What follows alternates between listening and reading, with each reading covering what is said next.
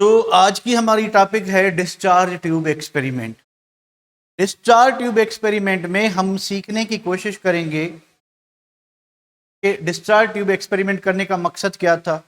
मकसद सिंपल था कि गैसेस में करंट कैसे पास किया जाए, गैसेस में कब करंट पास होता है, गैसेस बेड कंडक्टर्स कब होती हैं, डिस्चार्ज ट्यूब में कितना प्रेशर रखें कि गैसेस कंडक्टर हो जाएंगी। उसके बाद डिस्चार्ज ट्यूब में क्या क्या डिस्कवर हुआ था। भाई डिस्चार्ज ट्यूब में इलेक्ट्रॉन डिस्कवर हुए थे, डिस्चार्ज ट्यूब में प्रोटॉन डिस्कवर हुए थे, एक्सरेज डिस्कवर हुए थे, कैनाल रेज डिस्कवर हुए थे, पॉजिटिव रेज डिस्कवर हुए थे। ये सारी डिस्कवरीज जो हैं डिस्चार्ज ट्यूब एक्सपेरिमेंट में हुई थी। तो आज हम डिस्चार्ज ट्यूब का एक डिटेल्ड इंट्रोडक्शन करेंगे और उसमें लेंथ का क्या इफेक्ट है जो है वोल्टेज पे, वोल्टेज कितनी चाहिए लेंथ बढ़ाने पे, और गैस का प्रेशर कम करने पे गैस क्यों कंडक्टर होती है। तो ये सारे क्वेश्चन जो आपको आज के लेक्चर में मिलने वाले हैं। चलें स्टे विथ मी कि डिस्चार्ज ट्यूब एक्सपेरिमेंट क्या होती है। पहली पहली बात करें, डिस्चार्ज ट्यूब जो है, डिस्चार्ज ट्यूब एक ग्लास ट्यूब होती है, उसके अंदर ही इलेक्ट्रोड्स फिट किए होते हैं। अंदर जो है इलेक्ट्रोड्स जो है वो बिल्ट इन होते हैं, अंदर लगाए हुए होते हैं। तो ये पहले पहले ये जो काम किया था कि गैसेस में इलेक्ट्रिसिटी पास कैसे हो, कि जर्मन इंस्ट्रूमेंट मेकर था हेनरिक गिसलर, उसने ये काम स्टार्ट किया था, उसने ये इंस्ट्रूमेंट बनाया था। ठीक है, उसके बाद विलियम क्रुक्स ने इसको जो यूज किया था। तो अब क्या होगा, ये जो है इन इलेक्ट्रोड्स को हम क्या करेंगे, इन इलेक्ट्रोड्स को बैटरी से कनेक्ट करेंगे। ये एक्सटर्नल सोर्स में बैटरी होगी और बैटरी जो है इस इलेक्ट्रोड को आप नेगेटिव टर्मिनल से कनेक्ट करेंगे, वो आपका कैथोड होगा, और जिसको पॉजिटिव टर्मिनल से कनेक्ट करेंगे वो आपका एनोड होगा। अब ये जो नीचे एंड है इसको हम कहते हैं वैक्यूम पंप। इसका काम ये होता है वैक्यूम पंप का, ठीक है। वैक्यूम पंप का काम ये है कि टू एवोकेट द गैस, या हम इस तरह से कह लें कि हम गैस का प्रेशर डिक्रीज करने के लिए, यहाँ से जो है जैसे भाई सिलेंडर में गैस पड़ी है तो आप नोजल का ढक्कन खोलेंगे तो वहां से गैस स्किप हो जाएगी, तो अंदर जितनी गैस कम होती जाएगी तो उसका प्रेशर कम होता जाएगा।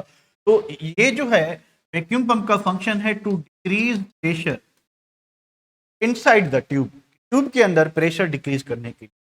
अब बैटरी जो हमें चाहिए, उस वक्त जब ये एक्सपेरिमेंट हो रहे थे, बैटरी जो है वो उसके वोल्टेजेस 5000 टू 10,000 वोल्ट्स होने, यानी पोटेंशियल डिफरेंस की जो रिक्वायरमेंट है इस एक्सपेरिमेंट के लिए वो 5000 टू 10,000। ओके, तो अभी अब क्या होगा कि जब हम इतना करंट पास करेंगे किसी गैस से, फिर क्या होगा। हमारी हेडिंग जो है वो है डिस्चार्ज ट्यूब, डिस्चार्ज एक्सपेरिमेंट। अब जब क्रुक्स ने ये यूज की थी तो उसको हम क्रुक्स ट्यूब एक्सपेरिमेंट कहते हैं, ठीक है। ये डिस्चार्ज ट्यूब जनरल नाम है, सबके लिए आप यूज कर सकते हो, डिस्कवरी ऑफ कैनाल रेस के लिए, डिस्कवरी ऑफ कैथोड रेस के लिए, सबके लिए यूज कर सकते हो। तो ये एक गिलास ट्यूब है। अब इसकी जो एग्जैक्ट लेंथ है या कितना, ये रेंज है ना कि 5000 टू 10,000 वोल्ट चाहिए, एग्जैक्ट लेंथ, एग्जैक्ट वोल्टेज कितनी चाहिए, एग्जैक्ट जो वोल्टेज है, पोटेंशियल डिफरेंस कितना चाहिए, depends upon length of, length of, आप जितनी लेंथ बढ़ाएंगे तो शायद आपको जो है वो ज्यादा वोल्टेजेस चाहिए होंगे, ठीक है बेटा। तो आप जितनी क्या कहते हैं कि लेंथ बढ़ाएंगे ट्यूब की तो आपको ज्यादा वोल्टेजेस चाहिए, अगर लेंथ कम रखेंगे तो आपको कम वोल्टेजेस चाहिए, 5000 टू 10,000 वोल्ट्स उस वक्त के लिए। अब तो ये कम वोल्टेजेस पे हमारे यहाँ जो घर में लाइट जलती है, जो सेवर वगैरह जलता है, ये भी एक्सपेरिमेंट है, discharge tube experiment.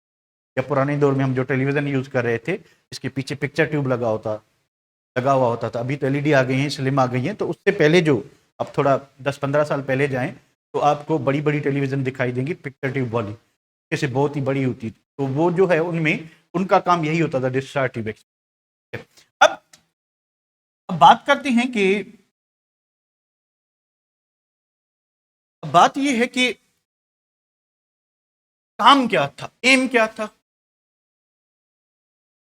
M simple था, एम सिंपल था। कौन सा एम था? How conduct electricity, how to conduct electricity gases, gases. Discharge tube experiment का एक सिंपल मकसद था। मकसद ये था कि गैसेस से करंट कैसे पास किया जाए। मकसद सिंपल था कि गैसेस से करंट कैसे, हाँ बिल्कुल इस तरह से, ठीक है, पास किया जाए। ठीक है, तो गैसेस से करंट पास करने के दौरान ये एक्सपेरिमेंट किया गया। और इसकी ऑब्जर्वेशंस क्या थी, हमें क्या मिला एक्सपेरिमेंट करने के बाद? नंबर पहली बात, गैसेस आर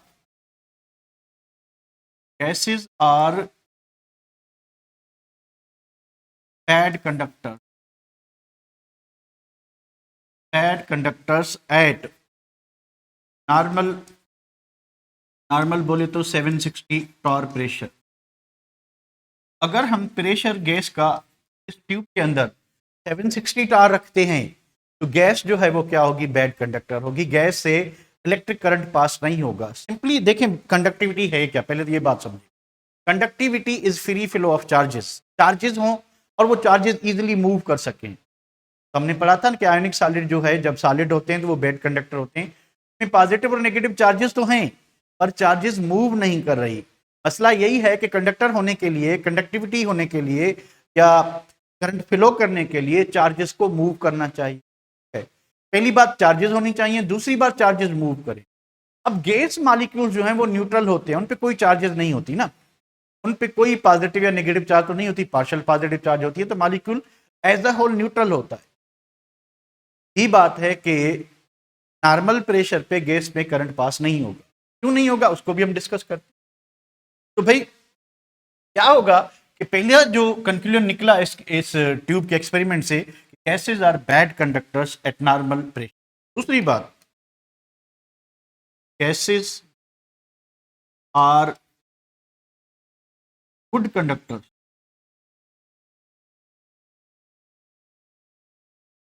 एट और बिलो 0.1 टार प्रेशर। अगर हम प्रेशर जो है इनसाइड द ट्यूब 760 की जगह हम 0.1 या उससे कम रखेंगे तो गैसेस जो हैं वो कंडक्टर हो जाएंगी। अब क्यों हो जाएंगी इसको भी हम पढ़ते हैं, क्वेश्चन का भी आंसर ढूंढते हैं। नंबर तीसरी बात केस में क्या हुआ था, इन दिस एक्सपेरिमेंट, इस एक्सपेरिमेंट इलेक्ट्रॉन्स, क्या क्या डिस्कवर हुआ था? इलेक्ट्रॉन्स, प्रोटॉन्स, बाद जो है एक्स रेज, प्रोटॉन्स को केनाल रेज कह लें, केनाल रेज और पॉजिटिव रेज, ये चीजें जो हैं सारी सारी डिस्कवरीज जो हैं वो इसी डिस्चार्ज ट्यूब। तो सिंपल सी बात करें तो मकसद सिंपल था कि गैसेस से करंट कैसे पास किया जाए। अब जब प्रेशर नॉर्मल रखते हैं तो गैसेस बैड कंडक्टर होती है, डिस्चार्ज ट्यूब एक्सपेरिमेंट से हमें पता चला। अब प्रेशर कम करते हैं तो गैसेस गुड कंडक्टर होती हैं। अब इसका सिंपल रीजन क्या है तो समझने की कोशिश करते हैं कि प्रेशर का इफेक्ट क्या है कंडक्टिविटी पे। देखें क्या होता है कि जब आप क्या कर रहे हो,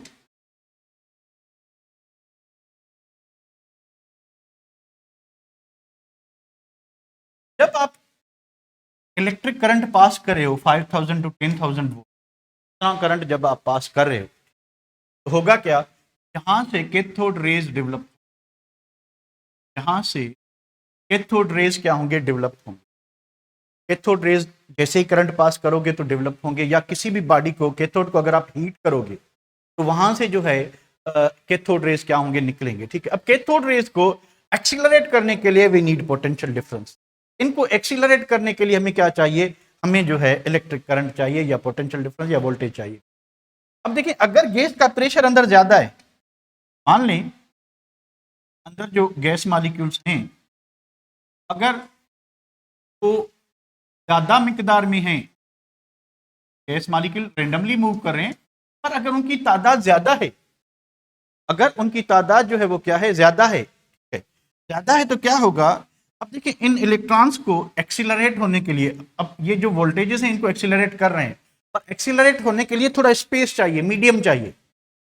देखिए जब आप भागना शुरू करते हैं तो आप एकदम speed at once speed gain नहीं करते, आपको थोड़ा स्पेस चाहिए अपनी स्पीड को बढ़ाने के लिए। तो इलेक्ट्रॉन जब एक्सीलरेट होते हैं तो इनको थोड़ा सा मीडियम चाहिए, और वो मीडियम कब मिलेगा, जब गैस मॉलिक्यूल इनसे जल्दी कोलाइड ना करें। तो अगर गैस का प्रेशर ज्यादा है तो इसके एक्सीलरेट होने से पहले ही ये क्या हो जाएगा, इससे कोलाइड हो जाएगा, टकरा जाएगा। जब यानी तो स्लोली मूविंग कैथोड रेज जब क्या करेगा, गैस मॉलिक्यूल से टकराएगा, स्लोली मूविंग गैस मॉलिक्यूल जो है उससे कैथोड रेज टकराएगा, तो गैस की आयोनाइजेशन नहीं होगी। जरूरी है गैस कंडक्टर तब होगी जब गैस आयोनाइज होगी। अंदर गैस जो है जब तक आयोनाइज नहीं होती, जब तक आयोनाइज नहीं होती तब तक गैस से करंट पास नहीं होगा, क्योंकि करंट पास होता है चार्जेस से, गैस मॉलिक्यूल तो न्यूट्रल है। तो जब प्रेशर नॉर्मल रखोगे, जब हम प्रेशर क्या रखेंगे, नॉर्मल रखेंगे, ठीक है, नॉर्मल रखेंगे तो फिर क्या होगा कि मॉलिक्यूल ज्यादा होंगे, इलेक्ट्रॉन्स को एक्सीलरेट होने के लिए स्पेस नहीं मिलेगा। तो जैसे ही हमने अंदर प्रेशर क्या किया, कम किया, जैसे ही हमने प्रेशर क्या किया, कम किया, फ्यूअर मॉलिक्यूल से, ठीक, मॉलिक्यूल थोड़े हैं तो ट्रांस को जो है मीडियम मिल गया, स्पेस मिल गया एक्सीलरेट होने के लिए। अब ये जब जैसे ही इसने स्पीड पकड़ ली, ये जो फास्ट मूविंग जो आपका इलेक्ट्रॉन है, जैसे ही इस गैस से टकराएगा ये गैस आयनाइज हो जाएगी, ये गैस क्या हो जाएगी, आयनाइज। जैसे ही अंदर आयन डेवलप होंगे तो चार्जेस हैं और गैस स्टेट में प्रोड्यूस हुए हैं, तो चार्जेस मूव कर रही हैं, तो गैस क्या हो जाएगी, कंडक्टर हो जाएगी। तो ये सिंपल सा रीजन आपको समझ आया कि what is the effect of pressure. मैंने बहुत स्लो समझाने की कोशिश की है कि आपको समझ आ गया कि what is the effect of pressure on the conductivity of gases. Comment करें जरा, समझ आ गया आपको? आलिया को समझ आ गया, महक को समझ आ गया, साहिल को भी समझ आ गया, हर्ष को भी, चलें सबको आ गया, ठीक है बेटा। चलें, तो इसी तरह से जो हम लो प्रेशर पे गैसेस क्या होती है, कंडक्टर होती हैं। तो डिस्चार्ज ट्यूब एक्सपेरिमेंट में पहली बात ये पता चली कि गैसेस आर बैड कंडक्टर। आप बता सकते हो, रीजन बता सकते हो कि why gases are bad conductors, because अगर प्रेशर अंदर हाई होगा या नॉर्मल होगा तो कैथोड रेज जो हैं वो एक्सीलरेट नहीं हो सकेंगे, वो गैस को अंदर डिस्चार्ज ट्यूब में आयनाइज नहीं कर सकेंगे। अब जब आयंस डेवलप ही नहीं होंगे तो गैस बैड कंडक्टर होगी। Gases are good conductors at low pressure. ये भी हमने पढ़ लिया कि जब अंदर प्रेशर कम होगा, मॉलिक्यूल की डेंसिटी कम होगी, मॉलिक्यूल एक दूसरे से दूर दूर होंगे, तो कैथोड रेज को स्पेस मिल जाएगा एक्सीलरेट होने के लिए। और जब वो फास्ट मूविंग कैथोड रे अंदर न्यूट्रल गैस मॉलिक्यूल से कोलाइड करेगा तो उसको आयनाइज करेगा, उसकी आयनाइजेशन की वजह से चार्जेस डेवलप होंगी और गैस कंडक्टर हो जाएगी, ठीक है बेटा। और इस ट्यूब में जो है हमें इलेक्ट्रॉन, प्रोटॉन, न्यूट्रॉन, ये यहां तक सारी चीजें क्लियर हैं, तो फिर मैं आगे बढ़ूं।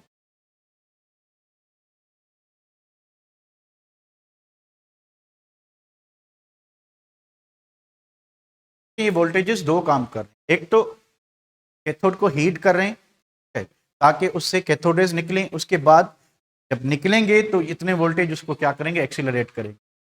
और अब ये सारी चीज गेम जो है वो डिपेंड करती है प्रेशर पे। जितना प्रेशर आप कम करोगे, जितना प्रेशर कम करोगे आपके वोल्टेज उतने ड्रॉप होते हैं। अच्छा ठीक है, इसको बढ़ाते हैं आगे। अब क्या हुआ, अब हुआ ये भैया डिस्चार्ज ट्यूब जो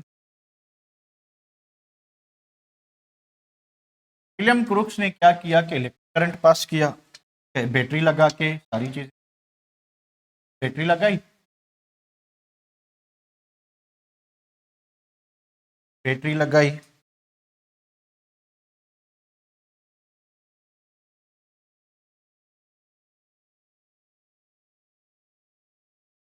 बैटरी लगाने के बाद क्या हुआ,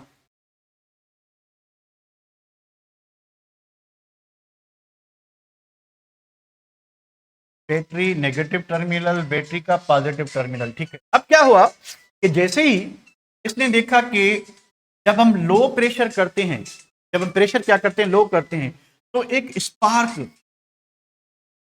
स्पार्क प्रोड्यूस हुई थी, कहां से, कैथोड से। और वो स्पार्क जो है सीधा ट्रेवल कर रही थी टूवर्ड्स एनोड जा रही थी। टूवर्ड्स क्या जा रही थी, एनोड जा रही थी, और उसको जो ग्लो मिला था वो बिहाइंड एनोड मिला, बिहाइंड एनोड। इसको विलियम क्रुक्स को, विलियम क्रुक्स को बिहाइंड जो है एनोड क्या मिला था, किलो मिला था।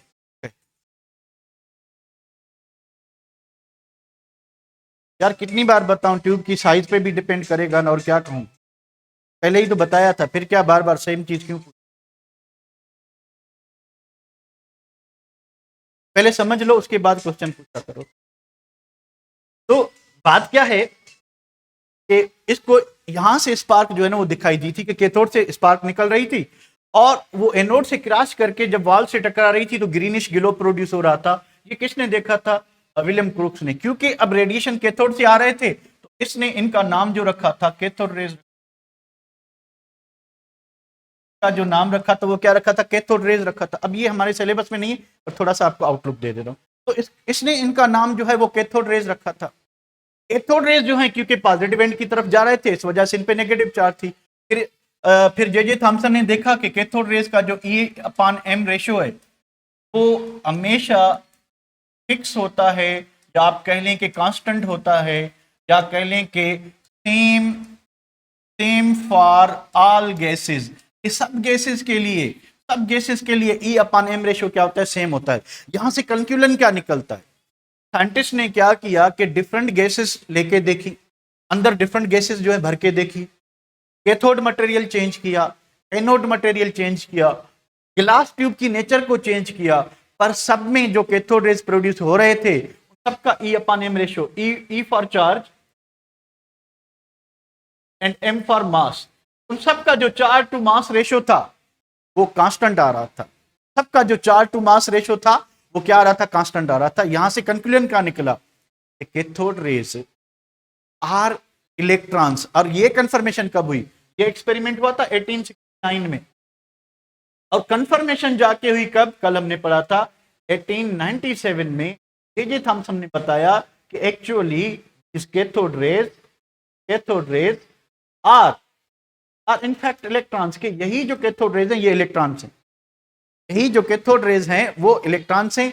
1897 में जाके कंफर्मेशन हुई। तो जे थॉमसन ने ये देखा कि जितने भी, जो भी हम गैस यूज कर रहे हैं, जो भी हम मटेरियल यूज कर रहे हैं एनोड और कैथोड का, सब में क्या हो रहा है, सब में बन रहे हैं क्या, कैथोड रेज। सबका E/M ratio, charge to mass ratio same है। इसका मतलब ये हुआ कि ये इलेक्ट्रॉन्स हैं, ये इलेक्ट्रॉन्स हैं, and they are fundamental particles of each and every matter, कि हर मैटर में इनकी मौजूदगी लाजमी है, और इनका मास सेम होगा, इनकी चार्ज सेम होगी। जैसे ही कैथोड रेज डिस्कवर हुए तो साइंटिस्ट समझ गए एटम तो जो है इलेक्ट्रिकली न्यूट्रल होता है, तो जरूर एटम में नेगेटिव पार्टिकल भी मौजूद होगा। जरूर, सॉरी, नेगेटिव पार्टिकल तो ऑलरेडी डिस्कवर हो चुका था, तो साइंटिस्ट अभी समझ गए कि जरूर एटम में पॉजिटिव पार्टिकल भी मौजूद होगा। तो 1886 में गोल्डस्टाइन ने इस चार ट्यूब में क्या किया, उसने प्रोटॉन डिस्कवर किया। तो बढ़ते हैं, अब आज की जो हमारी टॉपिक है, ये स्लाइटली इंट्रोडक्शन था जो कि हमारे सिलेबस से कंसर्न नहीं था अकॉर्डिंग टू PMDC। तो अब उसने एक चीज जो है नहीं की, जो गोल्डस्टाइन की ट्यूब थी, गोल्डस्टाइन इन 1886 कवर्ड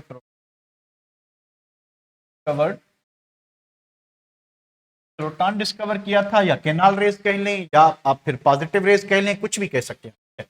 अब हुआ क्या था, हुआ ये था कि वही डिस्चार्ज ट्यूब, ठीक है, वही डिस्चार्ज ट्यूब में इसने एक चीज की, वो ये थी कि इसने जो कैथोड था, कैथोड में जो है कुछ फाइन होल्स बना ली। इसने क्या किया था, इसने एक ही चेंज की थी, that he used perforated cathode कह लें आप, या आप हम कह सकते हैं कि he made fine holes fine holes in discharge tube, sorry in cathode, इसने जो डिस्चार्ज ट्यूब यूज की उसमें इसने परफोरेटेड कैथोड यूज किया था। परफोरेटेड कैथोड क्या किया था, यूज, ठीक है, परफोरेटेड कैथोड। तो यहाँ पे एनोड उसी तरह से ही था, एनोड सेम ही था, कोई चेंज नहीं थी, पर कैथोड में जो है परफोरेशन क्या की गई। फिर इसने बताया कि जब हम इलेक्ट्रिक करंट पास करते हैं किसी भी गैस से डिस्चार्ज ट्यूब में, होता क्या है कि अंदर गैस जो है, यानी जैसे ही कोई भी गैस है अंदर हम फिल की हुई है, ठीक है, जैसे ही ये कैथोड रेज जो हैं इनसे टकराएंगे, अब जरूर एटम है तो उसके बाहर क्या होंगे, इलेक्ट्रॉन होंगे। जैसे ये एक्सीलरेटेड या फास्ट मूविंग इलेक्ट्रॉन इससे टकराएगा, गैस क्या हो जाएगी, आयनाइज हो जाएगी। गैस आयनाइज हो जाएगी, इससे दो चीजें बनेंगी, एक पॉजिटिव पार्टिकल, एक नेगेटिव पार्टिकल। पॉजिटिव पार्टिकल कहां से बनेगा, कलर फिजिक्स। पॉजिटिव पार्टिकल कहां से बनेगा, पॉजिटिव पार्टिकल कहां से बनेगा भाई, पॉजिटिव पार्टिकल जो है इस गैस की, गैस क्या हुई थी, आयनाइज हुई थी, उससे क्या मिला, हमें पॉजिटिव रे मिला। देखा कि डिस्चार्ज ट्यूब के अंदर नेगेटिव जो पार्ट होगा वो टुवर्ड्स एनोड जाएगा, यानी कैथोड रेज जो इसमें, या गैस जो आयनाइज हुई है उससे जो इलेक्ट्रॉन निकले हैं वो जाएंगे किधर, एनोड की तरफ।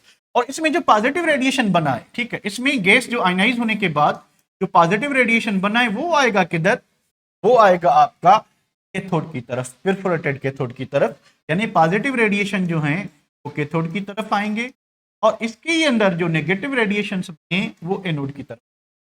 यहां तक फंडा क्लियर है कि गैस आयनाइज होगी, गैस आयनाइज होगी, ठीक है, आयनाइज होने के बाद एक पॉजिटिव रेडिएशन बनेगा गैस का, उसको पॉजिटिव रे कहेंगे। और उसके बाद जो है आपका वो उससे नेगेटिव पार्ट जो है वो इलेक्ट्रॉन निकलेगा, तो उस वक्त उसको कैथोड रे कह रहे थे। तो जो कैथोड रेज होंगे वो टुवर्ड्स एनोड जाएंगे और जो पॉजिटिव रेज होंगे वो टुवर्ड्स कैथोड जाएंगे। अब हुआ क्या था कि हम कहते हैं कि केनाल रेज,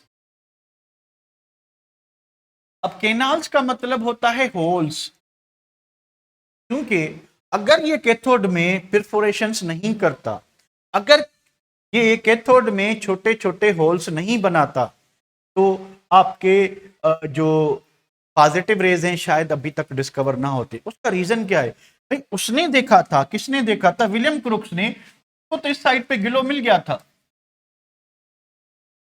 ये वाली साइड जो है किसमें, क्रुक्स ट्यूब में क्या थी, डार्क थी। यानी अगर मैं पीछे आऊं,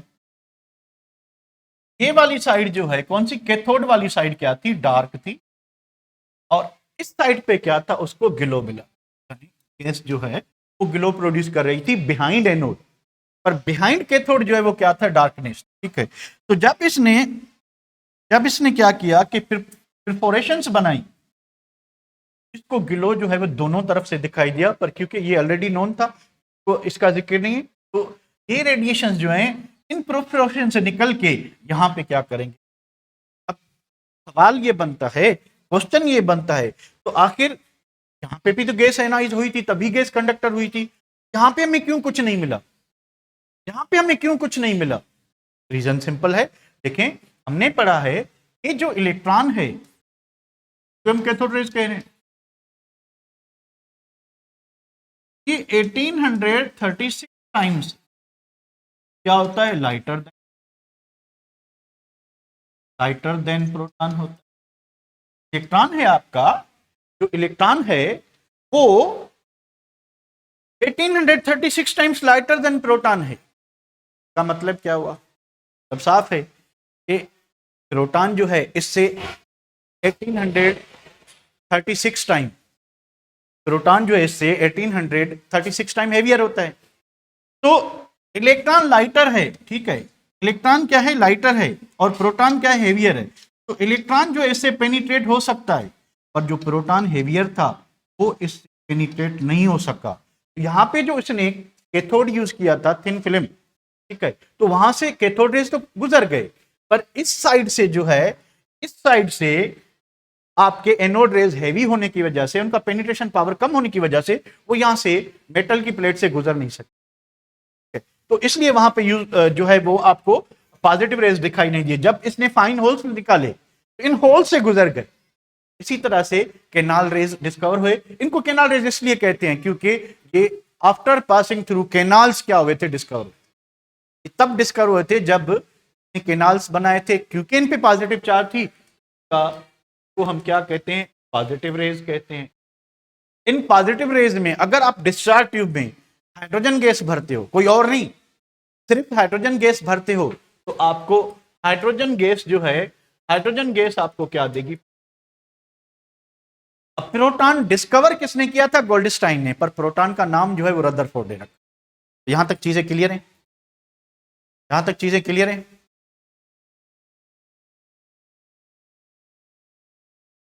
बिल्कुल क्लियर है।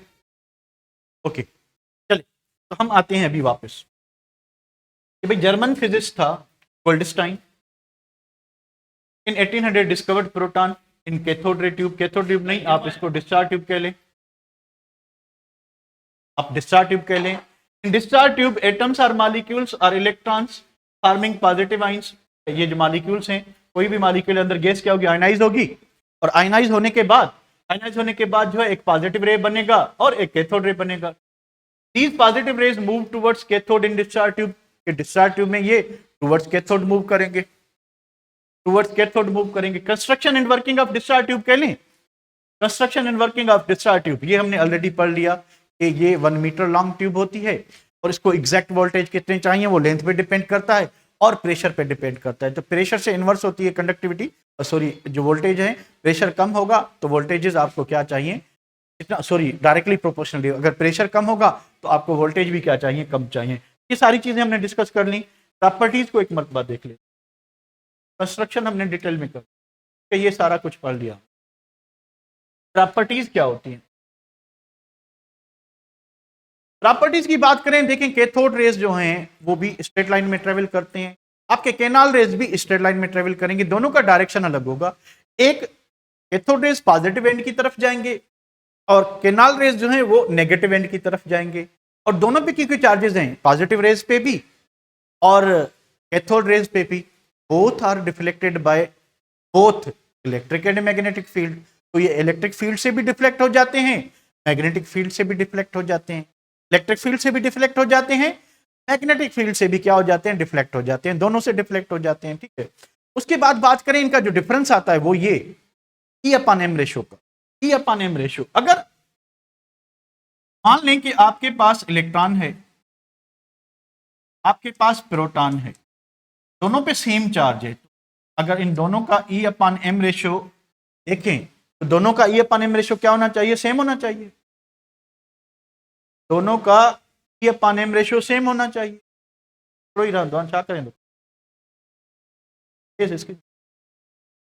दोनों का E/M रेशो क्या होना चाहिए, सेम होना चाहिए, सेम नहीं होगा।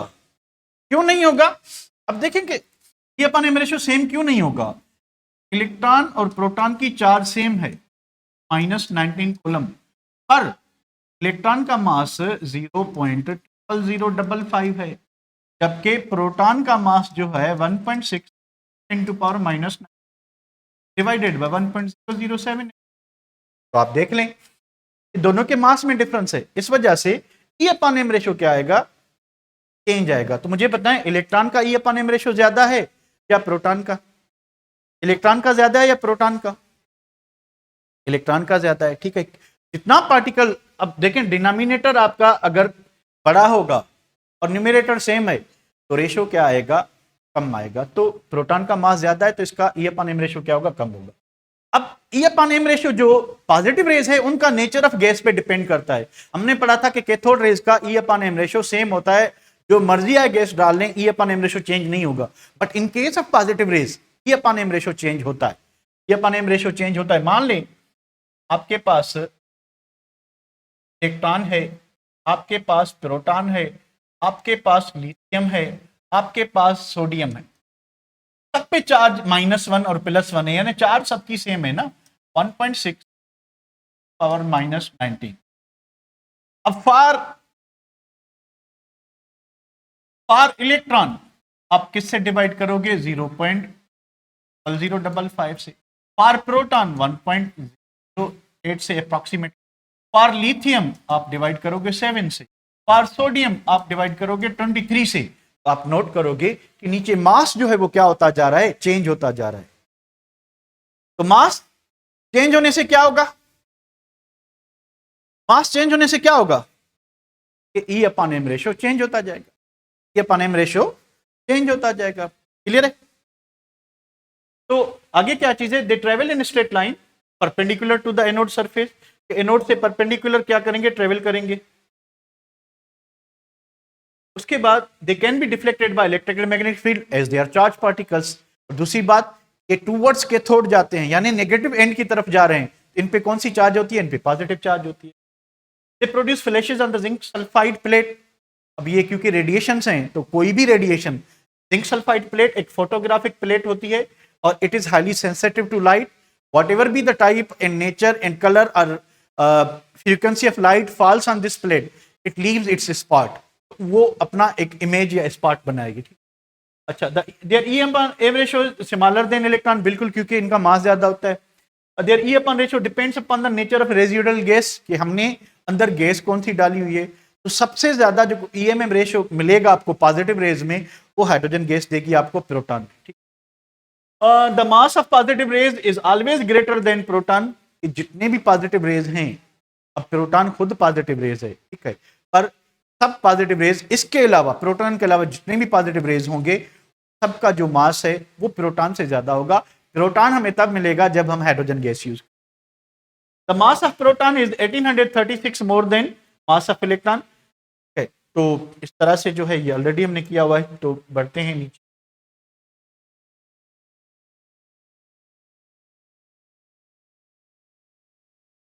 अब एक, तो this is all about discharge tube experiment. ठीक है, अरे भाई ये होता है ना, यहाँ पे बनी, ठीक है, ये आपका क्या है, ये एनोड है, ठीक है, यहाँ पे पॉजिटिव रेज बना तो इसके परपेंडिकुलर मूव करेगा टुवर्ड्स कैथोड।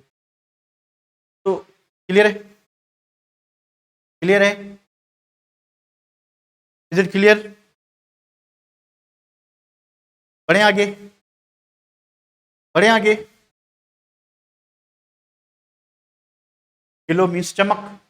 जब भी कोई रेडिएशन, भाई पुराने जमाने में क्या करते थे, फोटो कैसे निकलता था, हम कैमरा में रोल डालते थे, फोटोग्राफिक फिल्म, उस पे कैमरा जो है इमेज निकालता था, मिरर उस पे जो है क्या करता था, इमेज को इम्पोज करता था और उसको बाद में जाके डेवलप कराते थे। फोटोग्राफी आपकी टॉपिक पे पढ़ा होगा आपने।